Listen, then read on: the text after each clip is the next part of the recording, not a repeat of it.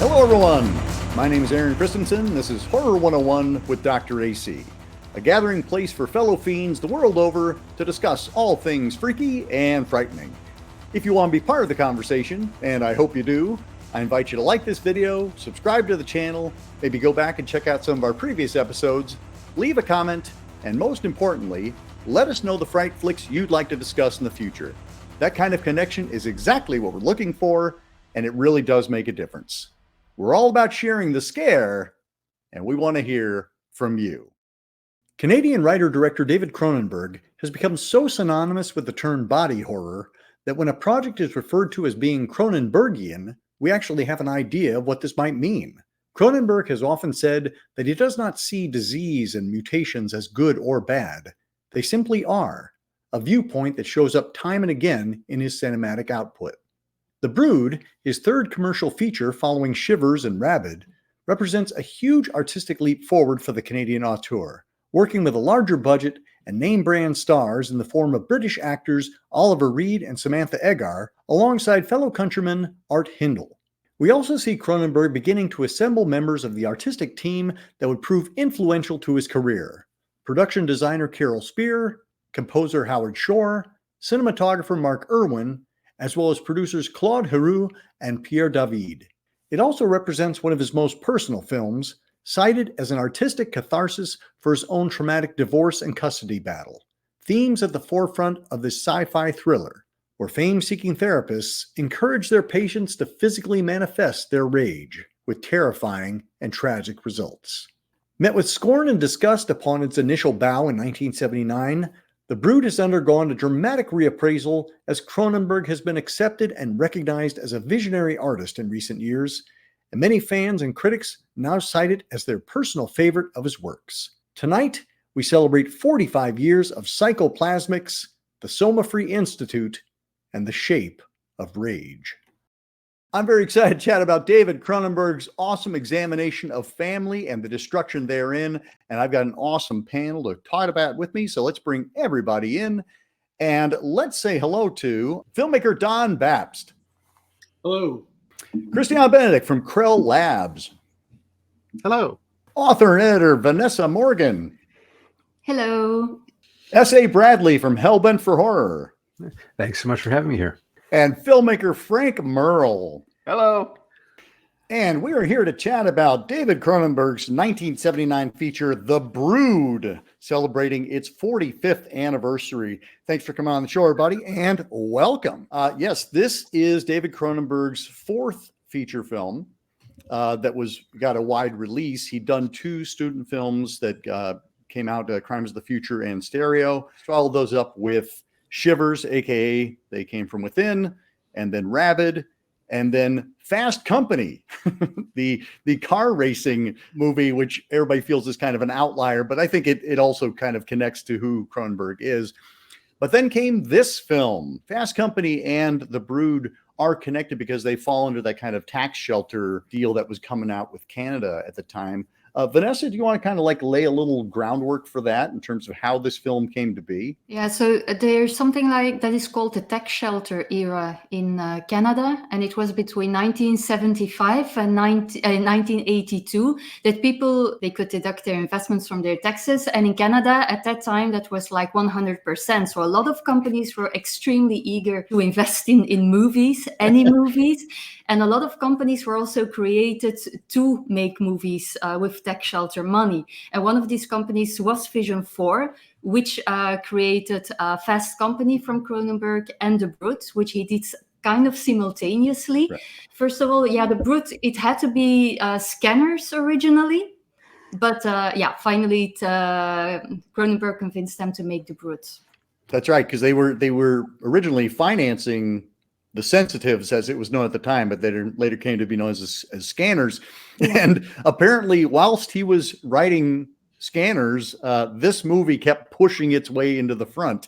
It was a way of kind of dealing with his own divorce and battle for child custody. I'd like to just go around really quick and just kind of talk about how people came to The Brood for the first time and maybe where this fell in terms of their experience with Cronenberg. Don, would you like to kick us off with that? I think it's hard to remember because I must have seen it back in the early 80s. I wouldn't have been old enough to get into it when it first came out, but maybe a couple of years later on video. And it's probably the first Cronenberg film that I saw. I think it's definitely the one that resonated with me the most strongest early on.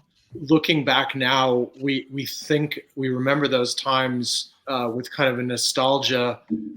It was hard getting to see films back at the time. You had to seek them out, right? So something like this, it was on VHS in the video stores. In certain video stores, you could find it. Maybe not all of them, right? And so it was like finding this little treasure or something. And now it's in the Criterion collection, so it's kind of hard to go back and try to contextualize it. Like, oh, this thing that's a classic of cinema was actually this obscure thing that was tucked away on a shelf somewhere. But it definitely made a huge imprint on me because it was that whole relationship of science to horror to body to family, like all of these themes woven together. And as a young prepubescent teenager just discovering these kinds of things, I don't think I was able to articulate any of that stuff at the time.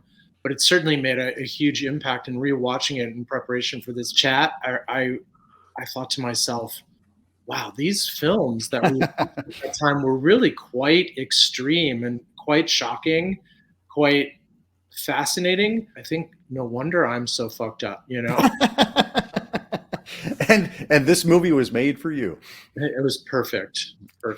Christiana, let's bounce to you. Well, I for years I've told people that I first saw The Brood at a drive-in theater, and it would have been my first Cronenberg film. But in thinking about it, I'm not sure anymore because I remember watching it on HBO at about the same time period. But the drive-in movie showing I saw is stuck in my mind because it was on a triple bill. It was one of those all-night horror marathons that they used to do at the drive-in, and the lead-off film was Prophecy. The mutant bear film, not the Christopher Walken as a deranged angel film. The Brood was the middle film, and then the last film was Dawn of the Dead. And Dawn of the Dead was the film that I wanted to see, and I went to see it with my best friend and his brothers. And The Brood freaked me the hell out.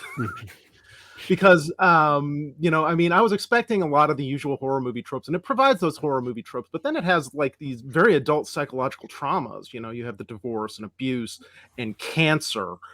And that shit was like, oh, this is not at all what I was expecting to see. I can't really defend it, but The Brood is probably my favorite of Cronenberg's films.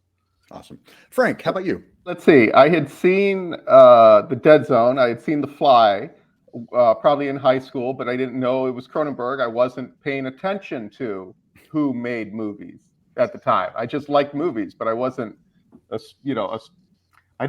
never thought I was going to be a filmmaker. It didn't occur to me. I didn't know that normal people like me could become filmmakers. When I was in college, I was studying playwriting. And I had a group of friends. We were all playwrights. And one of them said, "Have you seen Naked Lunch?" I said, "No." Said, "You got to see Naked Lunch," because we were all going through it. The tortures of being a writer. I knew I wanted to be a writer. I never thought of filmmaking. Saw Naked Lunch, loved it. I said, "Who is this insane person that made this movie?" Right? And along the same time of that, I just started, DVDs were like new at the time, and they had these commentary tracks, right? And those commentary tracks from filmmakers was an eye-opener for me that, they sound like normal people, some of them, right? Making movies. Maybe that is something I could do someday. And so I started my self-education into what was filmmaking. A lot of it was studying, okay, who made this movie and what else have they done, right? So at the time, there was, a couple of Blockbusters and other better indie rental houses I could go to. And I just, I went through my Cronenberg period, right? After Naked Lunch, I went back and I watched all his films. And I remember The Brood standing out as, oh, wow. Like for me, understanding the journey of a filmmaker from being a young filmmaker with maybe not a lot of money, not a lot of experience, and then they seem to get better and better. And I thought that was really cool. Yeah, watching the growth of an artist. Absolutely. Scott, how about you? I think the first time I heard about the Brood was reading Fangoria, and it was issue number 3. And it was back when Fangoria had no clue what it was yet. Was it Starlog? Was it something else? I mean, they were still promoting Conan as like, it's going to be a big movie if it ever comes out. And the front cover was like Christopher Lee and Arabian Adventures, which of course everybody here has watched at least 5 or 10 times.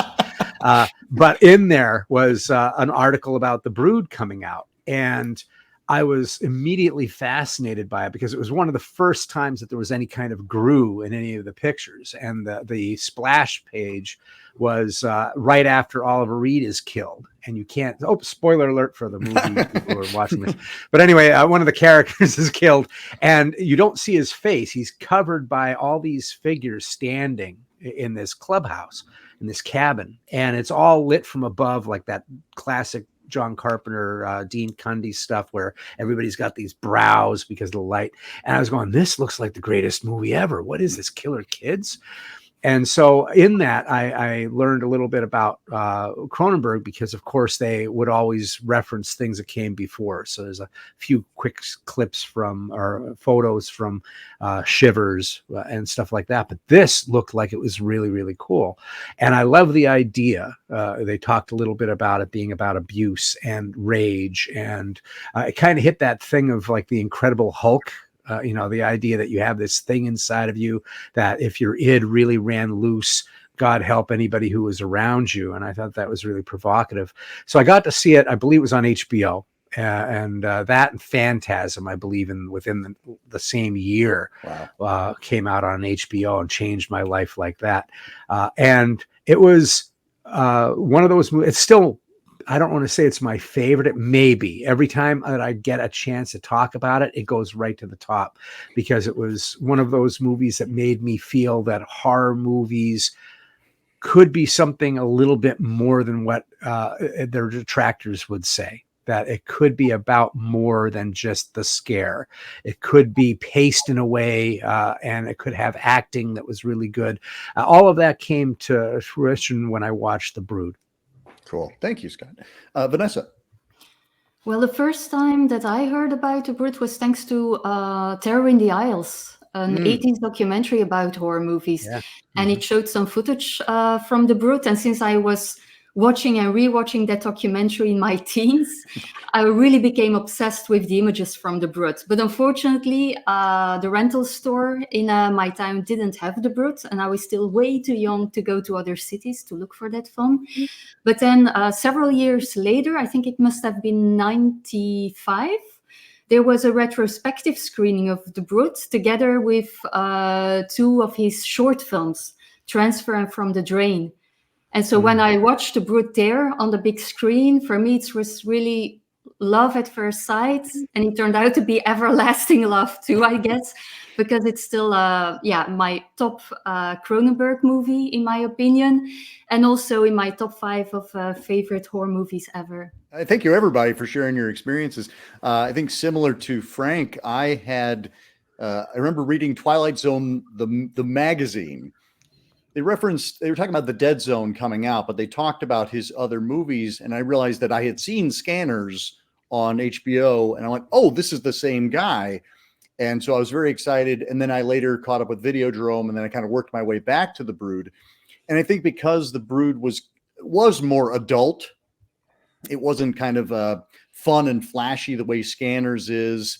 And it wasn't as accessible as the Dead Zone. I didn't quite know what to make of the Brood. And so it is one that is slowly kind of, as you say, kind of like worked its way up the echelon of where I really do think it's one of his great breakthrough films as well, because his 2 films, and Frank kind of alluded to this, his first 2 films are a young artist kind of figuring out how to tell a story, how to do this, and how to get a budget and how to, build and grow.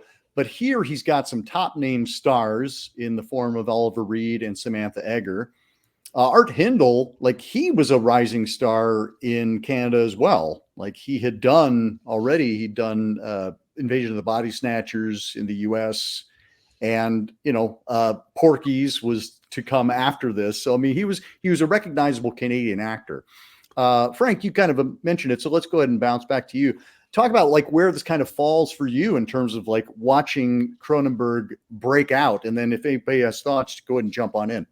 Yeah, for me, as I always am fascinated with performance when it comes to low budget film and of any genre compared to high budget movies, because you could be dealing with the same talent quality of actor, okay, but when you have 6 months to shoot a movie and you're doing a quarter page a day, right, you have the time to, they'll do 90 crappy takes, one good take. Oh yeah, that's it. We're moving on, right? You don't have that with independent film. You don't have that with low budget film. You get one take, two takes, that kind of thing, right? And it's just sometimes performance suffers, right? And when you're dealing with a small crew, that's another thing. You got 10 people on set versus 300 people on set. These things are going to affect performance. Other things too. It affects the lighting. It affects everything about the film. Those of us who love horror and love low budget, love independent, we sort of dig that aesthetic, right? And forgive it a lot. Or, if the acting's a little off, that's kind of cool, right? It's sort of like a peek behind the curtains, right?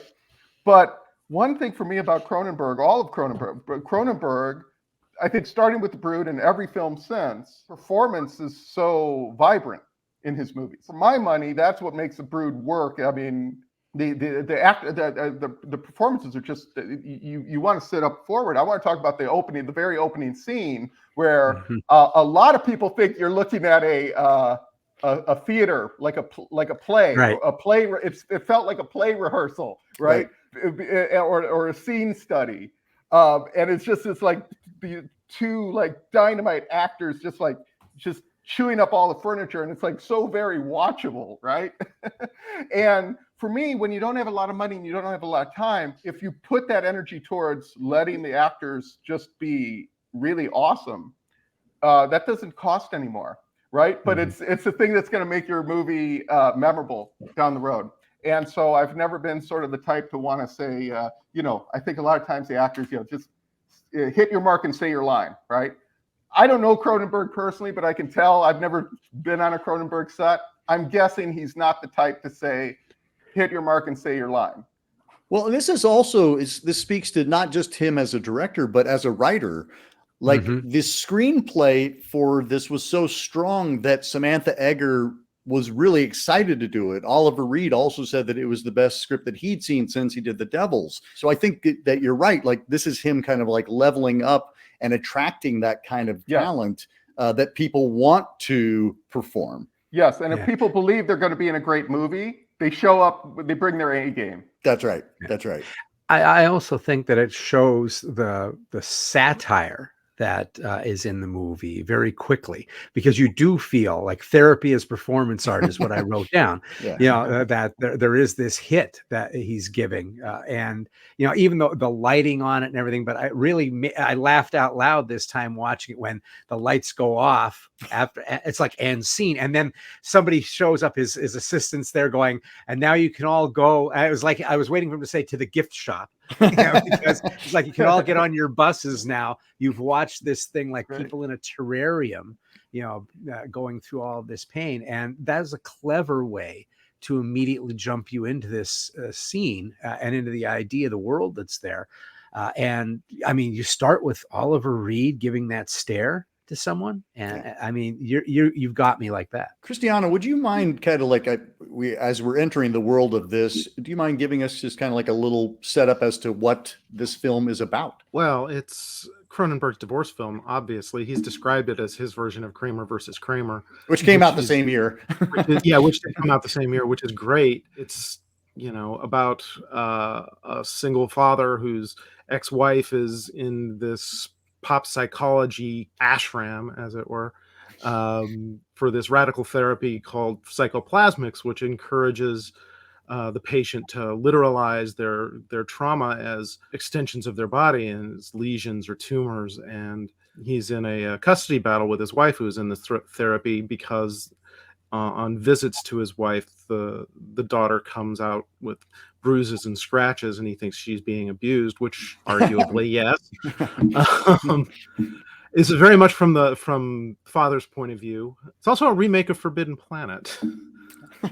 Because I don't know if anybody noticed the name of Candace Carweth's elementary school, but it's Krell Street School. So, and Nola is generating literal monsters from the id to go out and take out her trauma on those who she feels that has wronged her. And that's her mother, her father, Frank's supposed girlfriend, who isn't really. She's just caught in the crossfire. And, eventually she turns on her own daughter. Krell Laboratories is the name of Christiana's blog, so please go check that out as well. Don? I wanted to second what people were saying about the strength of the writing. And as we were preparing to talk about this, I mentioned that there's this old saying that a filmmaker or a poet, any artist, keeps doing their same work over and over again. And Cronenberg is one of those people who does that. And each time it changes and becomes better, or sometimes he does it great, sometimes not so great. This one, there's a lot of the same themes that he explored even in his old student films that he brought into Shivers and then into films up until the most recent Crimes of the Future, where we're talking about the physical manifestation of the horror of existence into something. So it's this scientific manifestation of the evil within, or the evils of society. There's satire, but there's also a real terror in the existence of who we are as humans. Just the terror of what it means to be alive, what it means to be a sexual being as well. That's reproducing, that's creating cancers as well as children, and these things overlap into one another. And I think that the writing in this particular, one could argue that some of his other films could be stronger for one thing or the other, but the writing in this particular one is so strong as a script in terms of how everything fits into each other and it all pays off. Right. And everything that's set up comes back and delivers with a punchline, and that each character in the story is so fully realized. And of course, he got the actors to play these things, these characters, and without them, the characters wouldn't be. We can't imagine someone else interpreting the character that Oliver Reed performs, or somebody else interpreting. So these people own that. And the child actor, who only did a few films, in this film, that's probably the greatest performance that I've ever seen by a child actor, period, in the history of cinema. Certainly in horror films. Absolutely chilling performance. Another thing that I wanted to mention about this film is that Canadians, so I'm born in Chicago, and I now live in the Toronto area, and I am a Toronto Canadian citizen. So I'm dual US Canadian citizen, and I've been to film school in both countries, and have an MFA from York University very recently. And I can say that Cronenberg is both loved and hated in Canada by filmmakers, by academics. He's one of the only genre people who gets funding from Telefilm, which is our biggest funding body for films. And yet, that funding board rarely films genre pictures. So there's kind of a love for his work and a disdain at the same time, because people resent that he gets the funds. And as someone else said, he was initially scorned for making Shivers with Canadian funds, and yet he manages to get all these issues and juggle that with the genre thing, which I think most of us who are filmmakers, even those of us who appreciate that, we still like look at his films and go, how did he get it all in there? Yeah. How does he manage to do, because there's no formula that you could just lift and say, oh yeah, that's the way you do it, because no one does it as well, I would argue. No, that's a great observation, Don. I mean, the idea of this kind of body horror, like, it seems like that kind of originates with Cronenberg, with this idea of his films having characters that manifest this otherness. That starts with Shivers, and then on to Rabid, and then here. Vanessa, do you want to speak to that kind of that notion of what is Cronenbergian, like the body horror element? What I think is really interesting about this is that Cronenberg has a real interest in science, and is also obsessed with scientists. And that really translates in his films, I think. Like everything is really based in a large way on science. And even in the BROOD, for example, everything is based on real life therapies that really exist, like the role-playing games, for example. And it's also true that it's possible to externalize trauma and put it into a disease. And when the disease goes away, then the trauma is healed as well. And I can even testify to that inadvertently, I had an experience with this too. So yeah, it's really bizarre to think that everything that we get to see in David Cronenberg's films, that for the large part, it's true. And Don referred to kind of the recurring themes, and the body horror, of course, is one of those themes. Well, I think there was a documentary back in like 2000, 2001, where they talked to all the big horror filmmakers of the 70s and what their movies were about. And he talked about how death was revolution, and that the body is constantly in change, and that there's an evolutionary switch that's happening the moment you're born. I think there's a great line in this movie where the mother says 30 seconds after you're born, you have a past. Right. And then 60 seconds later, you're lying about what that past was. and I thought that was really clever. And it talked to what Cronenberg mentioned as a child. He was growing up at a time when sex was hidden, when the body was hidden. And he started to look at, I don't want to die, is essentially what he said, but I am fascinated by the fact that I have no choice and it's going to happen. And it was something about Cronenberg that at first kind of turned me off to him, because he is like a scientist. There's times when the emotion isn't very primal and right there in front of you. He's sterile, not sterile exactly, but there is almost like a lab kind of situation that you're in when you're watching his movies. So it took a while for me to connect with him intellectually and emotionally. But I really worked with the BROOD because of some of the themes that he was talking about. But I always thought that it was brilliant that he saw the horrible beautiful, something that I like to talk about, where you can be in awe of something that is horrible and you can't take your eyes from it, and it can become a philosophy. And I think that's what he did. Well, there's something that I've read in numerous interviews with him. I think probably The Fly was his biggest commercial hit. And so he was getting a lot of think pieces written about him. But the idea of, as opposed to viewing the disease as something bad, it just simply is. Like, right. It is a transformation. It is a thing that wants to live as well. And it perhaps wants to live more than the host does. And so it wins, but that doesn't necessarily make it bad. It makes it bad depending on what side of the equation you're on. I was in Australia recently, and I went to this exhibit in a museum in Adelaide where they had this technology where they're developing organs that are synthetically made that can be then plugged into the body, and these things function by themselves, and you can kind of connect them like little puzzle pieces, and they all and they kind of breathe and move all by themselves, even though they're not quite organic, but it was looking at this thing, it looked like something out of a Cronenberg film, specifically Crimes of the Future, but it could be any of his films, really. The pieces actually look like something out of Shivers, more like, because they even though they're more high tech, they look kind of kind of very primitive and ugly, and we're looking at these things going, this is real, as Vanessa said. This is science. This is what's really happening.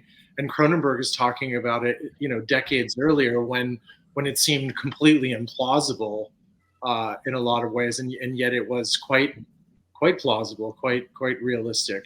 Well, and the notion that you have, there is a quality that is Cronenbergian, like the fact that we have an idea of what that even means it speaks to kind of the power of his visual and his conceptual qualities as an artist. Christian, you said this is like your favorite of his films. What is it about this film that speaks to you more than others, perhaps? I think it's the one where his ideas are most successfully integrated into the narrative. I mean, because there's an actual narrative with people that you understand and recognize, and sometimes the people in Cronenberg's films, like say Dead Ringers, are I mean, it's hard to recognize those people as people that you might meet. But in this film, and I would say that probably The Dead Zone is also one where, I mean, these are people that are average. I mean, Cronenberg tends to give his characters odd names. Yeah. And this one has a main character named Frank. It's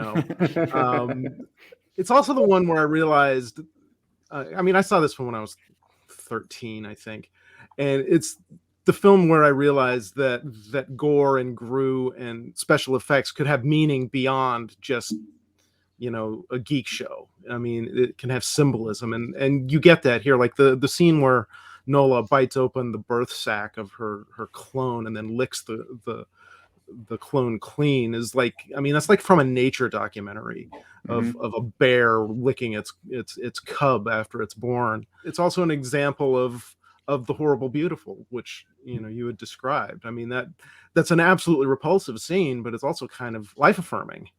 Frank? I want to talk about the body horror too, because it's interesting how little screen time it actually gets, and it's all anybody talks about. So like Cronenberg, I think the average person, what is a Cronenberg film? Oh, he does body horror, right? The mom licking the sack is like so gross, but it's not the majority of the movie. Like there's that's the end, or like The Fly too. Like everybody remembers the jaw falling off, right? But that's not most of the movie, right? There's got to be something else going on in these movies. There's got to be characters who we're following along. And we were talking about how good the screenplay is. Structurally, the story works like it's a mystery film. Yeah. And I'm glad I went into The Brood not knowing the premise. I think a lot of people are told, oh, you got to check out The Brood. It's about these killer kids that come out of the mom, right? Well, that doesn't happen until we are not aware of that until the third act. Right. So a lot of this movie is what's really going on. We're very suspicious of this evil doctor. And then there's sort of twists that actually it's not so evil, right? And when we first see the first kill, it sort of looks like maybe it's a Chucky doll. I mean, we don't see the bad guy, but we can see he's short and weirdly dressed, right? Those few moments, it just takes a few moments of that visceral gore to just impress itself in the viewer's mind, right? And so a movie is 90 minutes or 2 hours of characters doing stuff, and when you rewatch the movie, you want to see those characters going through whatever that is again. But it's just an interesting thing about body horror. It's not, same like Saw. Everybody pictures somebody sawing someone's foot off. It's 3 seconds of the movie. The whole movie, again, that is a detective story trying to figure out who the killer is, right? That's my point about body horror. It just is a few seconds of a movie, and then it becomes the thing that everybody talks about. Well, and I've said this before on the show where horror movies especially are more about the moments, whereas, a traditional film is about kind of like the arc. But you can have a memorable horror film that isn't necessarily a great horror film as long as it has some great moments in it. And I would say all of Cronenberg's movies have a singular moment to them, and sometimes more than one. Well, this is a film. I mean, we're talking about it in the context of body horror. If you lop the word body off of that and look at it as just a flat out horror movie, this is a movie that dwells within the archetypes of a horror movie. I mean, with whether or not you get the strange tumors or whatever, and those exist side by side as his more outre ideas. Like you get the monster under the bed. Yeah, literally, yeah. Literally, yeah. You get, the scene where her mother is killed. It's like a Chucky. You're right. It's like a Chucky movie. I mean, it's the Cronenberg film that I think most resembles a traditional horror movie, and then expands well beyond it at the end. That Stephen King has that famous quote, and of course Cronenberg adapted Stephen King, so it's irrelevant in that sense. But there's the famous quote from King that I'm paraphrasing about how if you open a closet and you show the audience the bug that's in the closet and it's a 4-foot bug, then the audience goes, "Oh, I can deal with that because that's 4 feet, and that I can see that." It's not a 10-foot bug, at Right. least. But if you never open the closet and you don't see what the bug is, then your mind imagines what's there, and it's hard. And so some of the greatest horror films, I think, I would argue, the ones that really stick with us, ones like Texas Chainsaw Massacre, in your mind, it's Texas Chainsaw Massacre, there's all this blood and guts, the body horror of Cronenberg, but there's only these quick moments, like Frank was saying, where you're just seeing just enough so that you have much more going on in your head than is actually on the screen. And after you've seen it, those scenes kind of expand in your memory and in your feeling of it, in your gut, and the strength of the narrative that supports those scenes is what really transforms them into something that you live with afterwards, that almost transforms your life, at least for a moment. I think I would argue that films from that period in the late 70s it's probably the golden age of the real terror films because of that, because it's just threading, and it's just on the edge of like, how much can you stand to watch while leaving enough to the imagination that it just plants enough of a seed that it makes you almost crazy. And since then, we've gotten into a realm of films that show you so much that you're completely desensitized, and it feels like you've seen nothing because there's 5 million bodies flying around or whatever. And then before that, it was almost more. It was so subdued that didn't quite touch the level of terror that those films and that. So this is kind of like that golden moment that, again, like I said earlier, the moment where we really got fucked up by watching these things. Well, this is a time when also like special effects are starting to catch up with what our imagination is. I mean, we have the iconic, and I mean that word literally, of the head exploding in scanners. Like, you couldn't have done that. Like, that would not have ever been possible, until that moment. And I think, having these manifestations, I loved seeing just like the little weird tumors that we get just a glimpse of.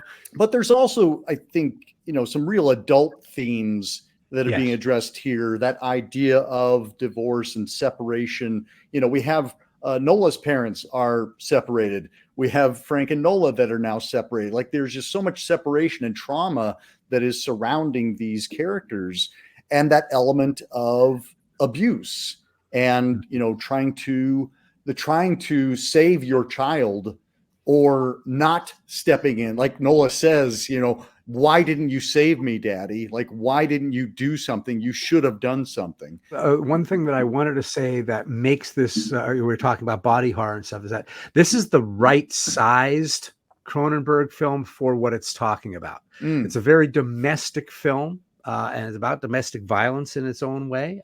And it's not huge, like Shivers and Rabid. For as small as those movies are, they're about the end of the apocalyptic, world. Yeah, you're going to fuck yourself to death, or something like that's going to happen. And this is something that's happening in the house next to you. It could be a tragedy that just ends a family line, but doesn't end families. And it can also be something that's repeated over and over. It's interesting to me because it always kind of drives me a little crazy when this is called a divorce film. And I think Cronenberg kind of tells on himself sometimes in this movie, and how ineffectual the main character is, even though he's third billed because 2 really big actors are in smaller roles. He's never there on time. It's always about him. He's saying it's about the child, but everything is his own weird rage on the side. And to me, this movie has always been more about abuse that's generational. Because you have this whole thing where the very beginning of the movie isn't about why did your dad leave you and your mom. It's what did your dad do to you? Why doesn't your dad love you? and I'm your dad now. Show me how much it hurts. Ah, pain and scabs and stuff all over the body. This has nothing to do with divorce or separation. This has to do with loneliness. This has to do with what we do to people when we have forms of power. And what we see through every one of the connections that are in this movie, the two parents are divorced, right? Nola's parents are divorced, but they're also in this dynamic where we see a picture of a girl in a hospital bed, and it is inferred that she had boils, but it's also inferred that she fell down the steps, right? So we have no fucking clue what we're looking at when we're looking at this picture of her in the hospital bed. And the daughter, of course, sees the similarity between her visually and physically, but there's also this thing of she's being hurt now. The wounds on her back, the bruises on the back of the child that the father sees, it starts all of this rolling, where he believes that his ex-wife is beating his child. Comes from more of the idea of abuse. And what hits me is, and where I see Cronenberg kind of telling on himself, is that this is about this guy trying to find a way to keep the kid. There's so many times lawyers get involved. Well, if you do that, man, in 7 days, there's going to be a writ, all of this stuff. But the kid is still a cipher. All of her emotions are happening way below the surface, and she's just pulled from one scene to the next, until they're smashing through the wall, grabbing her. And to me, it's about the selfish nature of the tragedy of divorce. If you have a kid, everybody says that it's about, I'm just doing what's best for the kid, but I've been there and I know how horrible it is. And I also know what it's like to be abused. So one of the reasons of the divorce was kind of the mom and dad of Nola. Because it was the idea of the dad's not defending, mom is nuts. Mom did put my family into a cult instead of her own self-help thing. She got us all involved in this freaking religion that was going to save us. And Samantha Eggar does my mom in several moments in that film. The idea of I love the moment with the older mom, though, which was a lot like my grandmother. She goes, now you know what it's like being a parent, blamed for everything that happens to the child. Child blames you for everything. If I had a dime for every time I heard that growing up. So there's something about this movie that I think it's too specific when it's called the divorce film. That's the director telling you what his side was. But if you watch this movie, it's really about abuse. And that's the thing that hit me. The metaphor works so much better when it's the id of someone who has been abused. And they're just, once again, it's going to be the next generation. These little sores that are on her tells us, oh, there we go. How many generations? 7 generations. So this works out. What one are we on now with Candy? And so to me, that's the thing that's always really hit home with this movie. And being someone who was abused, the rage that you have inside, boy, I understood those little animals coming out of mom and taking this girl away. It's interesting to see how the child in this film is always the observer of first the violence between the parents and their fights and everything. But also like how the children, and not just Candy, but all the children also observe the real violence when the evil kids attack. The children are very often present and they just watch it and then they become silent. They just have to, deal with it, kind of. I remember watching that scene in the classroom and going, okay, all of those kids need therapy now. Like this is not gonna go over. But I think that's really how kids get traumatized. They just observe things from the grown-ups, especially when the parents are getting divorced. And they can't really know what's going on really at that point. I like the fact that they mention how Candy, like when she's discovered after her grandmother's killed, that she's in a deep sleep. Yeah. Like that, and I'm like, that is authentic. That is absolutely accurate. Like when you have that deep trauma, you just try to deal with it by just going to sleep. And hopefully when you wake up, it didn't happen. My favorite moment in the movie, which is tied into all this, and by the way, the thing about divorce, I completely agree that I feel like, this is a divorce movie, sort of a marketing thing, right? Because the press likes to distill a film down to, one thing. And Cronenberg said one time in one interview, oh yeah, I guess I was going through a divorce. So then that becomes the thing everybody said. But obviously the movie's about so much more than that. But no, I was thinking about at the very end of the movie, this big climactic suspenseful scene of the doctor walking through where they're sleeping to try to, and so the setup for this scene, it's so great. And the metaphor is so great. You talk about two parents hurting their kid through their selfishness or their inability to get along, right? So the doctor says to Frank, go in there, talk to your wife, keep her calm. That's all you have to do. Just keep her calm, and then I can walk through the brood and I can save your kid, right? That's all you have to do. So Frank's like, cool, I got this, right? He goes in, he's like, hey, babe, I'm back, right? Everything's going to be great now. And she's like, oh, yeah, well, check this out, right? And he goes, oh, my God. And then her reaction, she's like, you don't think I'm attractive anymore. And then we cut back to the brood and they're waking up and we're like, oh, no. Why couldn't Frank have just kept his shit together? Frank fails one more time. Yeah. But it's a very suspenseful scene, and it works on so many levels. Awesome. As far as the kids, like the kids in the film needing therapy after that scene, I noticed from the Criterion Collection bonus features that the real life kids who saw that scene being filmed like thought it was all real and probably need therapy to this day because they didn't really know what was going on. So, art, life, whatever. Yeah.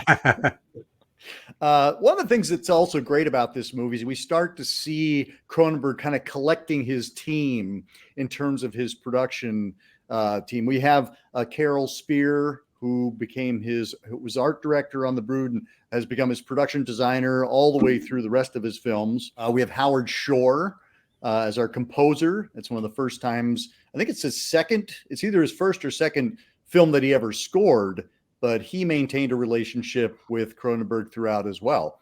And Mark Irwin is our cinematographer. And I think a couple people observed kind of the flatness and the remove, the kind of coldness to it. And Mark Irwin did everything right up until The Fly. When we get the sense, I mean, this, Frank and Don, and Scott, I mean, all the filmmakers here, that it isn't just one vision, right? You need to have all of those elements pulling together. And I think what makes a Cronenberg film is that coalition of all of those artists working together and helping fulfill that vision.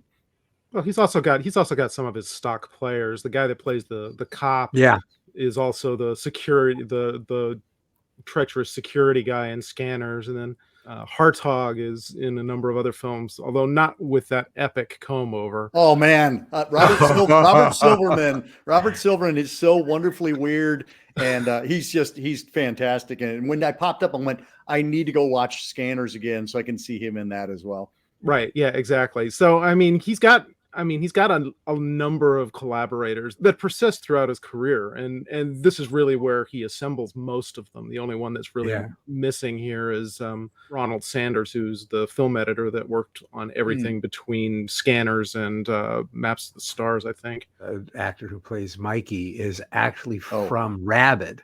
And in Rabid, he's just a small role, really. And here he's just a powerhouse. Here's this guy who I didn't even recognize him with the beard and everything until I watched some of the special features. I'm like going, holy shit, that's amazing that he took that guy and ran with him in that fashion. So I think there's a lot of stuff where Cronenberg sees who he can work with, just like any other filmmaker.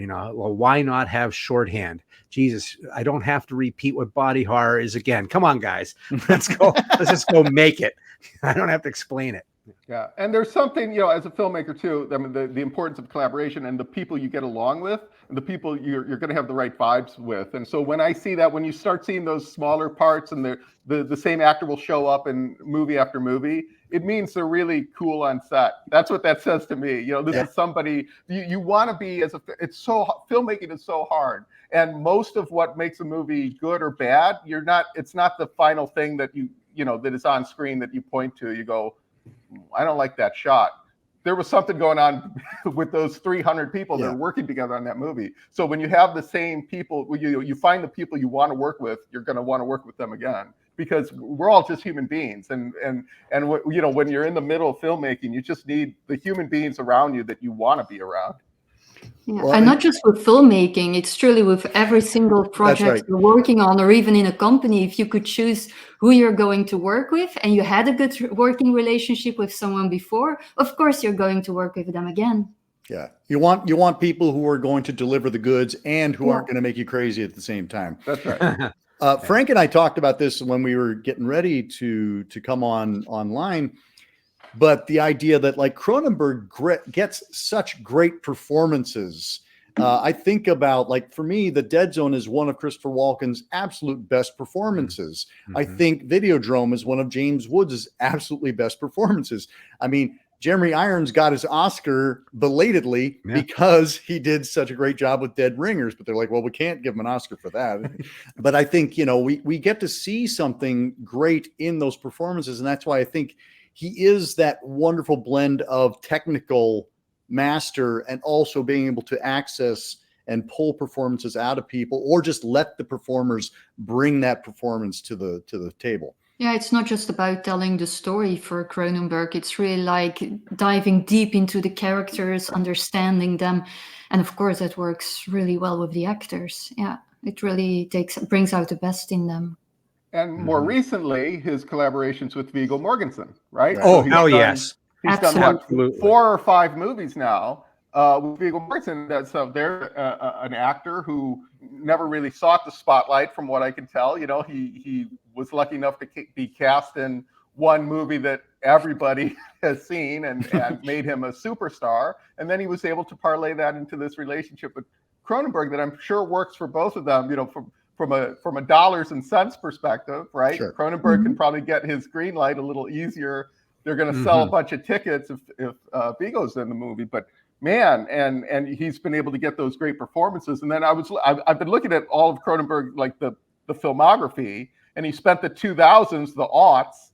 He made 3 movies that are not horror films, right? With Viggo Mortensen. Right. They're all violent films, and and the other thing is that they have these amazing performances in them, right? Well, that's one of the things I will say. He obviously does something right to be able to get that kind of talent. These folks can go to anywhere, and he's not catching them on the way down. It's not like he's Donald Pleasance. He's bringing them in. He's catching these folks while they're really sometimes on their way up. And History of Violence is such a great point, because the movie's kind of like a pot boiler in a way. It's supposed to be set in Philly. I'm originally from that area. No way does Canada look like Philly for a second. And yet that movie blows me away, because he does Philly so right. I mean, he gets Philly, and I don't understand how Mortensen was able to go, listen, you're a Canadian, you've probably visited Philadelphia, let me bring it to you so your movie works. I think there are some times where it's more than just, I won't say that like Goldblum sat there and said, let me work on the dialogue that much, but I think there are times when they humanize the sterility of thought that's in Cronenberg, that's part of his genius, but it's not always playable. It's on the spectrum, shall we say. Sure, and then you have to have an actor come and literally bring the meat and potatoes, allow you to feel the energy and the empathy of what those words mean.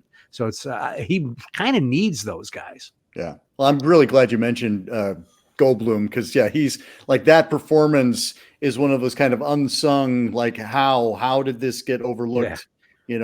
Such an amazing performance. As far as the Canadian perspective goes on this matter, there's something in Canada. There's this when people go to make a film in Canada, there's always this idea of, oh, is it going to play south of the border? Is it going to, like, we're going to have to take this city and we're going to have to make it look like New York, or we're going to have to make it look like Boston or whatever. And which I always thought, as an American who moved to Canada and became Canadian, I always thought that was kind of ridiculous, because I thought, well, who really cares if it's a Canadian city or an American city? But Canadians are really obsessed with that when it comes to filming a movie. And Cronenberg didn't worry about that. Yeah. He's like proudly Canadian. Films, like, it's set in Shivers is set in Montreal. This one's set in Ontario.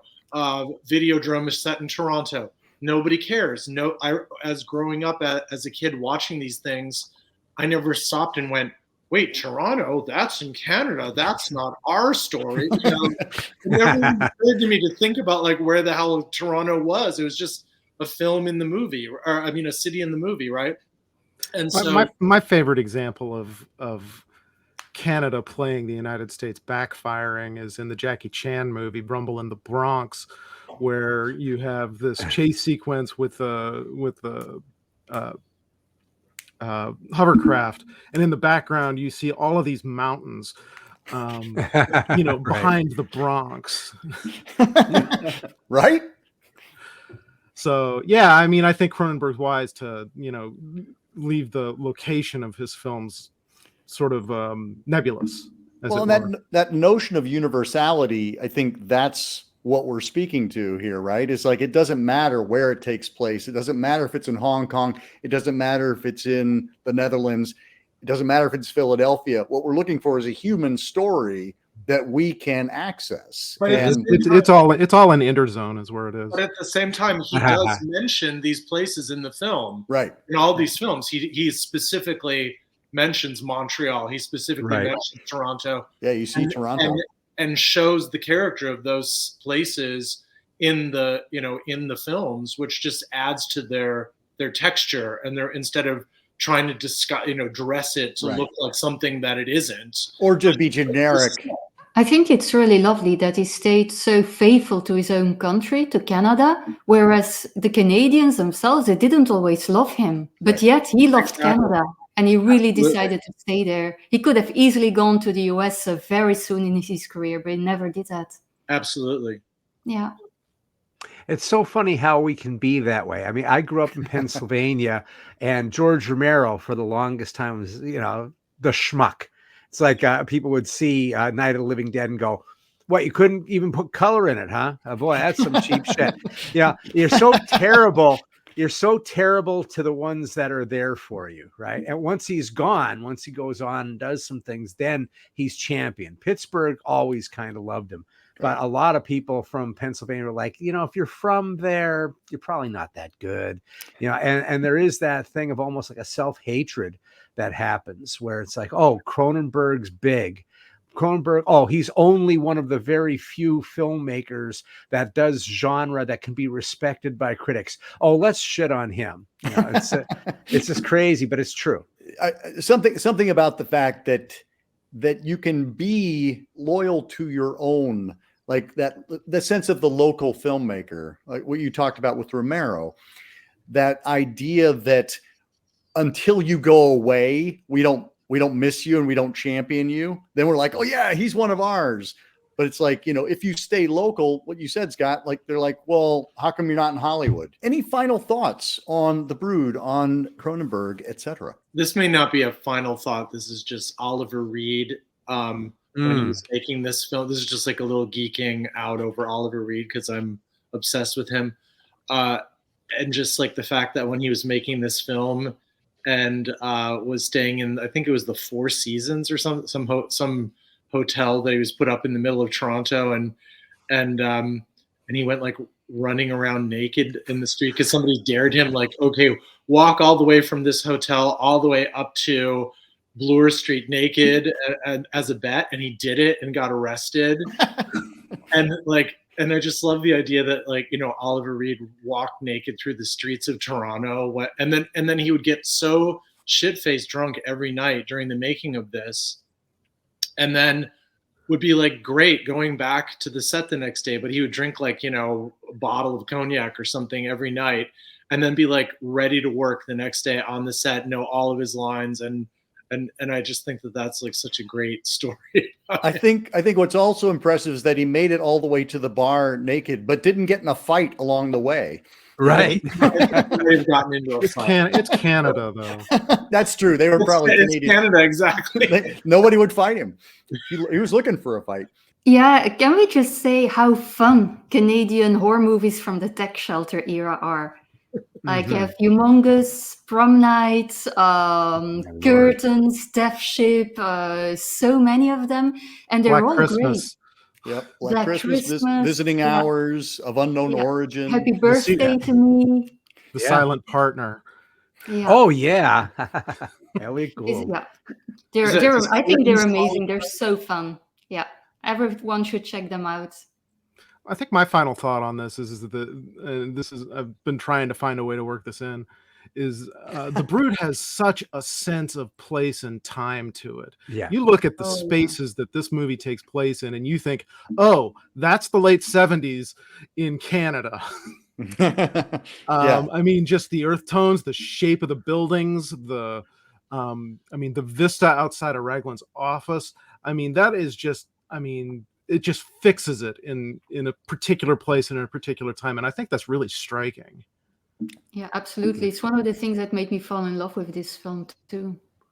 And Yeah. I'll say my final thought, this element of the psychoschematic, that the pain, the internal pain becoming an external physical thing. We know that there's a real element. We've all been very stressed and then we get sick, right? And so we all know that there's some truth there. And I think that tiny little bit of truth, that the physical and the emotional are connected, is part of the genius of the film as well. Well, and we're finding that more and more to be true. Like they talk about how stressors really do impact your quality of life now. And it's like Cronenberg had tapped into this, 45 years ago.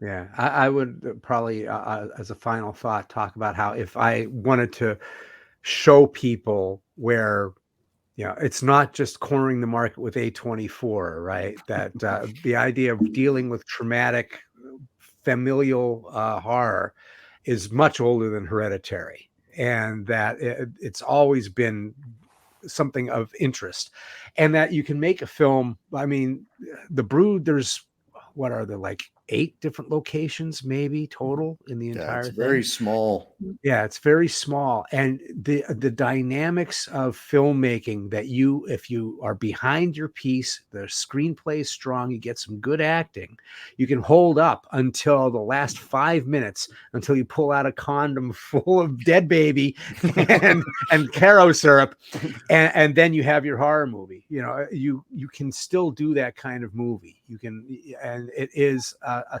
testament to that film, that out of Videodrome and all of these things, the one that when people really start talking about Cronenberg, you can huddle together. There's that weird mass of people who go, wow, The Brood's really a hard one. And it's interesting because there's only that one big scene at the end, which is maybe 30 seconds long. But this is one that I remember when it was on HBO, Not for the Squeamish was the little thing that they said on it. And it's like, have you seen Videodrome? I mean, there's like, and yet this is the one, right? And I think a lot of that is because of the emotional that's involved in it. The dedication to the story. It stays in its lane doing that kind of story as well. And it does say, fuck saying that things are woke, because they deal with emotions. This has been done before. It's been done with Don't Look Now. There are many great movies about trauma, and it's nothing new, and we should embrace it. Thank you all so much. What an excellent conversation. I was so excited when I was bringing this panel together. I was like, this is going to be awesome. And it was. No disappointment there. Looking forward to having you all on again very soon. Bye-bye. Thank you. And until next time, keep searching, keep exploring, and keep sharing the scare.